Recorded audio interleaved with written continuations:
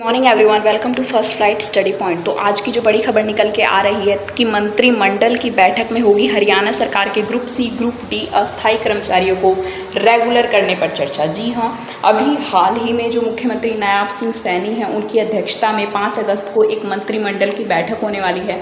और आपको बता दें कि इस बैठक के लिए जो 2-3 प्रस्ताव हैं वो तैयार किए गए हैं। इसमें एक जो प्रस्ताव है वो जो ग्रुप सी और ग्रुप डी के जो अस्थायी कर्मचारी हैं उनको रेगुलर करने का भी प्रस्ताव है। तो आपको बता दें कि ये रेगुलराइजेशन पॉलिसी जो है इस पर जैसे ही फैसला आएगा वैसे ही इसे जो इस पॉलिसी को मंत्रिमंडल में पेश करने मतलब किया जा रहा है, अभी किया जाएगा।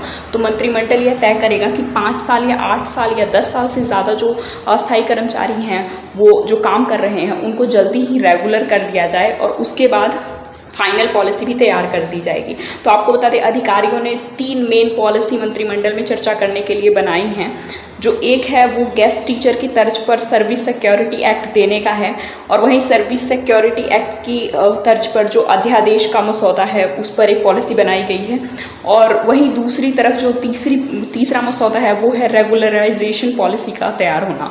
तो ये जो सारी पॉलिसीज़ हैं इस पर जल्द ही चर्चा होने वाली है।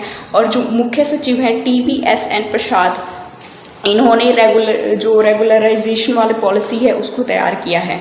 जो वरिष्ठ IAS अधिकारी हैं उन्होंने कमेटी बनाकर मानव संसाधन विभाग के जो प्रधान थे सचिव विजेंद्र कुमार, उनकी अध्यक्षता में एक टीम गठित की है और उन्होंने इस पर सारी चर्चा भी कर ली है।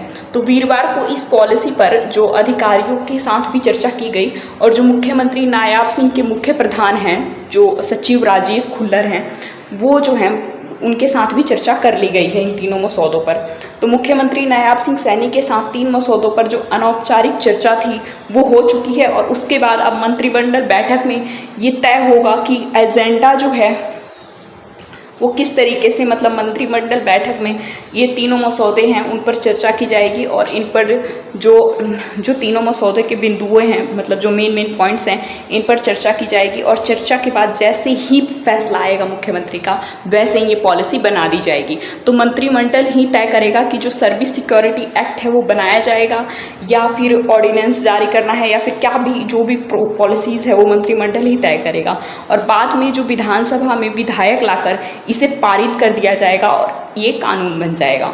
तो फिर रेगुलराइजेशन पॉलिसी पर जल्दी ही चर्चा होने वाली है और आपको बता दें कि इसकी मदद से बहुत सारे लोगों को बहुत सारा फ़ायदा होने वाला है। पूरी न्यूज़ आप जो है यहाँ पर पढ़ सकते हैं कि जितने भी अस्थायी कर्मचारी है अगर ये रेगुलराइजेशन पॉलिसी जो है वो आ जाती है तो जितने भी ग्रुप सी और डी के अस्थायी कर्मचारी हैं उनको बड़ा फ़ायदा मिलने वाला है और उनकी नौकरी पक्की हो जाएगी।